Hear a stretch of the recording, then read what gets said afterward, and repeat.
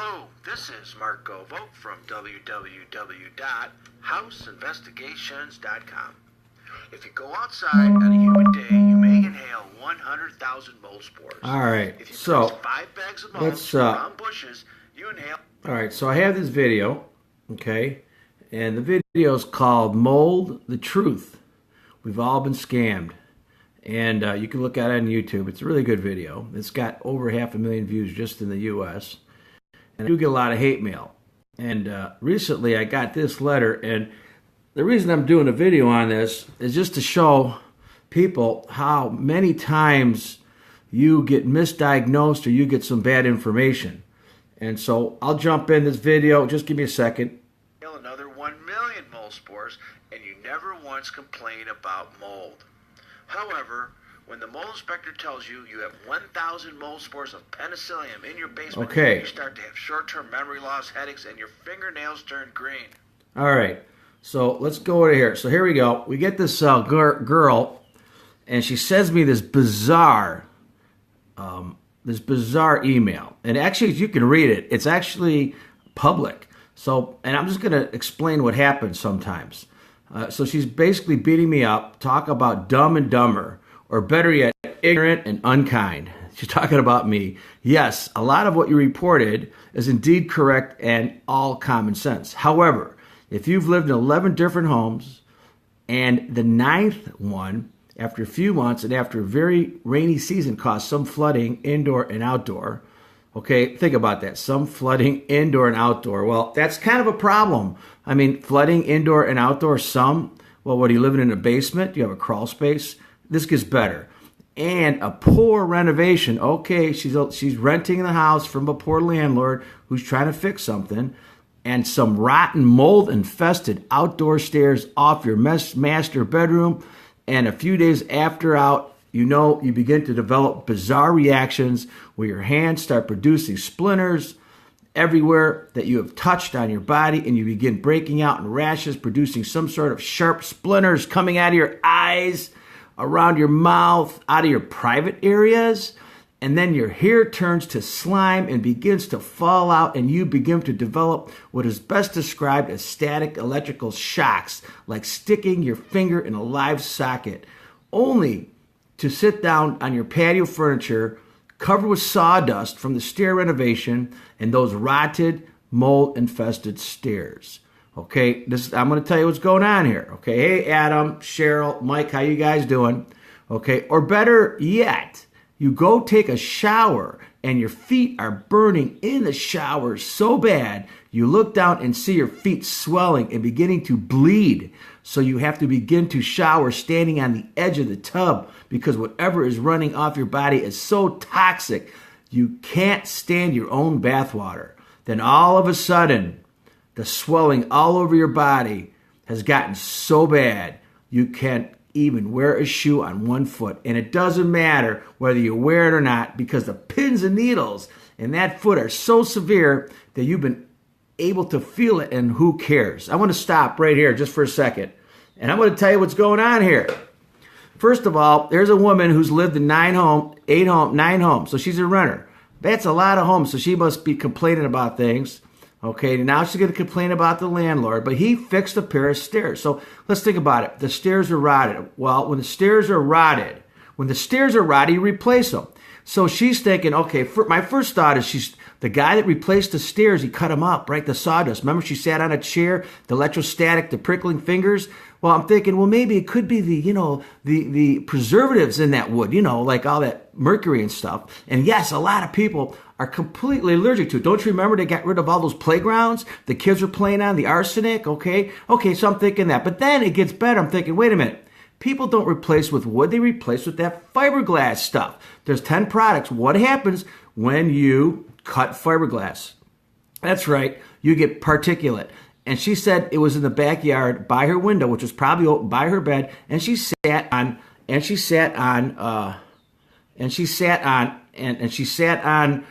chair. Now let's think about it. Probably a cheap plastic chair, because landlords aren't going to give them great furniture. So hey, Dave, how you doing? So you got this plastic chair that's, by the way, is probably electrostatic and it's absorbing these particulates from the fiberglass, right? So it's a hot day. She sits on her chair and it's full of fiberglass because it attracts fiberglass and it gets on her skin. So then what does she do? Well, that's a problem. If any of you guys know, any carpenter knows, you got to wear long sleeves, you got to wear a mask, you got to have eye protection, because when you cut fiberglass, especially these boards, that shit gets in your skin. So what does she do? She goes and takes a shower. Oh, well, that's not smart. If you take a hot shower, you just screwed yourself. The minute you go into a hot shower and you've got fiberglass on your skin, you're going to open the pores up and that shit is going to go drill right into you, okay? And as your water's running, it's going to run down to your feet. And guess what? Her feet were getting big and blistering and bleeding. Well, what do you think's happening? Her spores are open, and the fiberglass is leaving her hair and her body, go right into her feet. And the hot water's opening the spores. Now it's trapping it, you know? And so, you know, if she would have taken, by the way, what you do is you take a cold shower and a cold bath. Then that will, and you can put some oils into the bath water, and that'll close up your pores and push out any of this particulate. Now, this chick here this is a video about me talking about mold the truth. We've all been scammed. And she's going to try to turn this into a mold claim. You know, oh, the mold made me sick. Okay, it made me so sick. She's probably going to sue the landlord. That's why she moved. That's why she put this on she's creating a paper trail. People that are suing landlords for bullshit, they create paper trails just to try to justify it, and they say it's so much in their brains that they basically brainwash themselves into thinking of this reality. Okay, it gets better, right? Okay, or maybe all the 20 different rashes you break out into now every day of your life, and they turn bright pink and purple when you step foot on this property. So basically, she's getting rashes everywhere on her body. Well, of course they are. You know, she's probably putting like oils and stuff on her, rubbing it in, and now she's not taking showers, right? So it's getting worse because she thinks it's the water. Or perhaps all of a sudden, your joint pain and swelling in your legs become so severe that they just give out on you.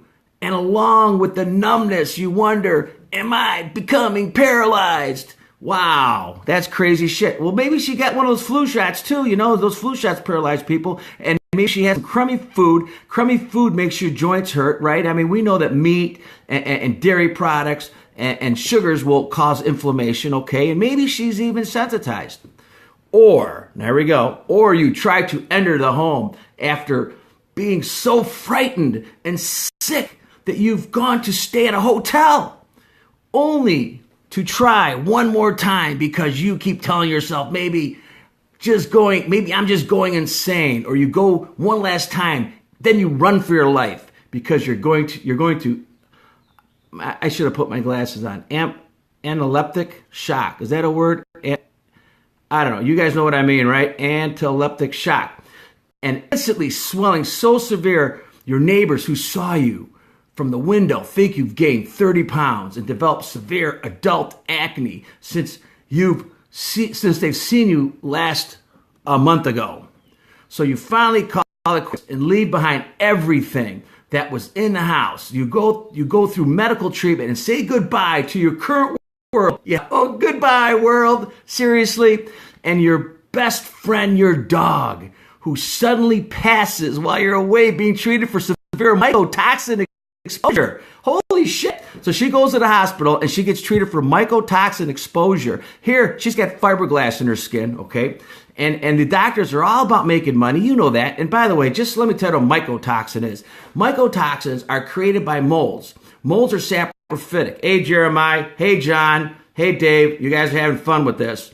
So what happens is when you got, let's say, Stachybotrys mold, the slime mold, and it's really wet cardboard, and then all of a sudden you fix the leak, then all of a sudden Cladosporium says, ooh, I'm taking over because I don't have as much water need, and it starts eating up the Stachy, and then the Stachy's like, holy shit, oh no, and he produces mycotoxins. Mycotoxins are wars between molds fighting for the water source, okay? How do you test for that? You can't test for that. I mean, sure you can. There's some guy in New York that does that, and then you got to take blood samples. You run them to DNA. You test your DNA, your blood. Then you got to find out what kind of mold spore you got. You got to speciate it, which means you got to have these petri dishes come overnight. Then you look at the tuna to see if the shit's in your blood, and then you still don't know if that's what's causing you to get sick. Okay? Crazy, crazy shit, okay? Let's get back to the dog. God, I'm getting excited. Okay. All right. So she basically, now her dog dies while she's gone. Well, why did her dog die? First of all, you're a tenant. What the hell are you doing with a dog in somebody's house? You know what? If you got a dog, get your own house. I mean, dogs and cats have ruined all my properties, every goddamn one of them. So number one, I don't even like that whole program.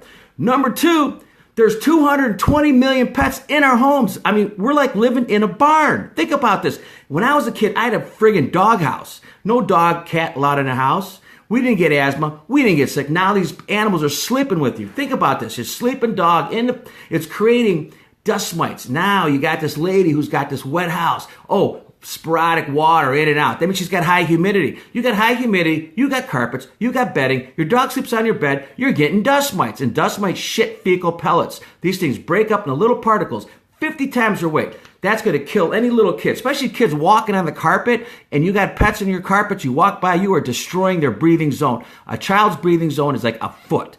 Ours is three feet, okay? So we're going to mix in the dog now. So she's got a dog who died. She wants to blame the dog on this death. Okay. Sorry. I'm getting excited. Okay. You're sick and your 7-pound friend is not going to make it. And after getting wheeled through the airport, oh shit, now she's got to get an airplane, probably going to charge her landlord, into a wheelchair, unable to barely speak and look at yourself because you look like a swollen monster. Oh, and plus your eyes are swelled shut and you can't see any ways out of your outfit. Oh, wow. That was bought for you on the way to the plane. Okay. So I got excited. Shit. Okay. Wait, baby. And when you, quit acting, Marco. You're not a good actor. And when you get off the plane, you get wheeled to your mother who sees their baby on the verge of death. Looks like she just saw a ghost. Other symptoms that are literally going to expire at any moment.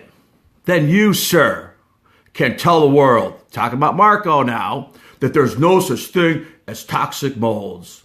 But until then, keep your uneducated, non-experienced opinions off the web. Because when I left, they never go away. And when I arrived back after medical treatment, and I moved to my 10th house, okay, and living there has been like living the same as the first to the 8th, perfectly normal. You know what? I forgot a big thing here. Oh, God, I forgot a bunch of stuff here. But anyways, she does talk about somewhere in here. Oh, here we go. I'm sorry. I skipped this important thing. Get off the plane and get wheeled to your mother who sees their baby on the verge of death. Look just like they saw a ghost. And rush you to begin your medical treatment because now you have liver and kidneys that are failing along with 585 other symptoms that are literally going to expire me at any time. Okay, she has 585 other symptoms. Seriously, did some doctor give her a list of these? Did they write them down? Did they actually prick her for each one of these? Is she taking medication? You know, folks, I had another client that was crying about her skin irritation, and she was on dementia medication. And one of the symptoms of this medication was skin irritation. So you got to think about what's going on. You want to go blame the world, go sue your landlord because he had some rotten stairs, especially outside. Okay, you want to go blame the contractor with the saw. I bet he was wearing a shirt, okay? Maybe you need to educate yourself. Maybe you need to quit listening to some of your doctors. Maybe you need to try to live a normal life. Maybe try to eat normal food. Normal food. Don't eat out of boxes. Don't eat out of cans. Don't let your dog lick your face. Don't let your dog sleep in your bed. Keep the moisture low, okay? If you're going to cut fiberglass, you better be very careful. So, anyways, okay, we'll finish this off. And, okay. All right, where was I? Whew. Okay. Never go away when you're right back. Okay, my 10th home. So then she goes, everything, I was poisoned by and it almost claimed my life in that home. And if you don't consider the mycotoxins, which is what is used in chemical warfare, a toxin, an even bigger idiot, and I'm not wearing my glasses, I'm trying to read this. And even a bigger idiot, she calls me a douchebag. Douchebag, when you come off as you are uneducated, then LIL, I don't know what that means, rip-off, self-promoting garbage plug. So she calls this a rip-off, self-promoting garbage plug. Basically, this whole video talks about how not to get ripped off by mold clients. It talks about how to stop moisture. It's a building science video, okay? Mold is created by moisture. That's what this video is about. And it's also about the scammers out there, okay? Toxic molds are completely environment. I don't know what she means by that. And affect every individual completely differently depending on your genetic makeup. No shit, Sherlock. We're all different. We all have different types of allergies. And what happens is when you become desensitized or you become allergic, you came into this earth, and sure, some of it's DNA, but most of it is done by your environment. So if you're a little kid, you go into a house and you move into a house that's got moisture with a crawl space, you've got carpets, you've got dogs and saliva all over the place, and people are walking back and forth, you're going to get asthma. 40% of American children have asthma. Why? The pets moved in. 220 million pets in our home, and we only have 320 million people. Think about that. Who's wagging the dog, okay? Something now, get rid of the carpet, sure, run a dehumidifier. A lot of people are clean, and it does work, okay? And then she basically says, for me to do more research and not misinform the world with bogus information. All right, so here's a chick, rents a place, and she's sweating. It's a hot day. There's fiberglass particles on a static plastic cheap chair. She sits on it. Sure, they get sucked right into her body. She runs in a shower, takes a hot shower, runs down, and it's in her eyes, and it's in her feet. And as she's cleaning herself, it gets in her toes, and that's why they start swelling up, because she's allergic to this stuff. She's been hypersensitized, possibly from living with a dog all day in her whole life. Plus, she moved out of 11 apartments. Every house has its own dust fingerprint. Every house has its own problems. So she's probably been desensitized, okay? And she's one of the 5%. And she wants to blame it on mold. Wow. All right. So that's my afternoon live show. If you guys want to watch the video, it's... Homes today are tight and built with materials that no longer hold water. So when it gets wet, they stay wet. In the old non-air conditioning so days, I'm going to let you watch this for a while. And if you like it, hang out. And the outside in. Today, we install exterior siding systems such as EIFS, synthetic stucco, culture stone, hardy board without proper drainage spaces, which could be simply a 3/8-inch drainage gap behind the siding material, or without proper drainage planes, which could simply be properly installed house wrap. And some builders even install brick without weep holes, which are needed to drain the brick when it becomes wet. Additionally, we now have aluminum-clad windows, which are now rotting all over the country, and we fill the interior walls with foam, fiberglass, and cellulose. Some of us even install non-breathable plastic visqueen or vinyl wallpaper on the inside of our walls. Then we turn our unbalanced HVAC systems on, along with man's dumbest invention, the furnace humidifier, and then we wonder why we have mold. Mold needs spores, nutrients, and water. Spores and nutrients are everywhere. Mold can grow on a dusty mirror. It eats drywall for dessert, and yes, it can grow on your green board drywall in your bathroom. You cannot fool the mold. We cannot control mold spores or nutrients, but we can control water. No water, no mold, end of story. Water comes from water events, house dampness, moisture intrusion, moist air entering the home due to negative pressures from a poorly balanced HVAC system, high indoor humidity from moisture generators such as basement sump pumps that are not 100% sealed lid, humidifiers, vented crawl spaces, vented appliances, all of which can promote mold growth. Along with the mold are bacteria, dust mites, cockroaches, other insects, and chemical outgassing of building materials. Therefore, we have multiple agents present in damp homes that simultaneously can cause health effects. Further, if you're just getting into this video, I'm going to stop for a second. You can finish watching it because you're going to learn about mold. Then go back to the beginning and you'll read about somebody complained about this video and I kind of interpreted it and you'll get a kick out of it. Furthermore, damp homes permit pre-1978 painted surfaces to fail and become lead dust, pipe insulation to become heavy and fall to ground and become friable, possibly containing asbestos or fiberglass. We have OSB, particle board, and pressed wood, all of which can outgas formaldehydes when they become moist. Finally, hey Terry, Mark, Mike, thanks for coming on. Fresheners, aerosols, paints, thinners, cleaners, agents, glues, resins, fecal pellets from dust mites, house dust, insect fragments, pollen, and mouse trappings, and much, much more. All of this can make us sick.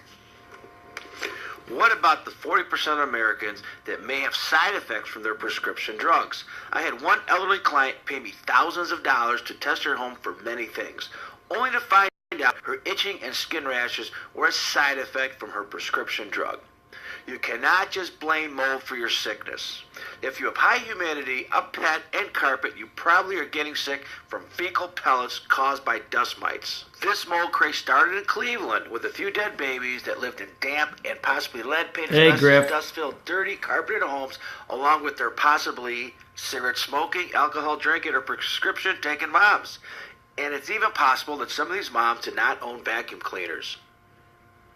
This small Cleveland mold ripple effect went all the way across the country to California, where it was repackaged and sent back to us in a tidal wave. The tidal wave stopped at a few Hollywood movie stars' homes to gain some extra momentum and turbulence, such as Ed McMahon, who blamed mold for his illness, and also blamed mold for the death of his poor little doggy Muffin.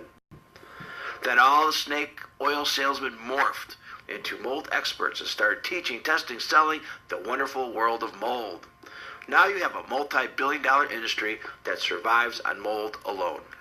If you perform an easy tape lift mold test and send the same sample to 5 different labs, you will get 5 different test results. If you test the air for mold spores in the morning, they'll be different in the afternoon. Many times the same mold spores are on the outside as they are on the inside, except when you turn on your furnace, the quantities change.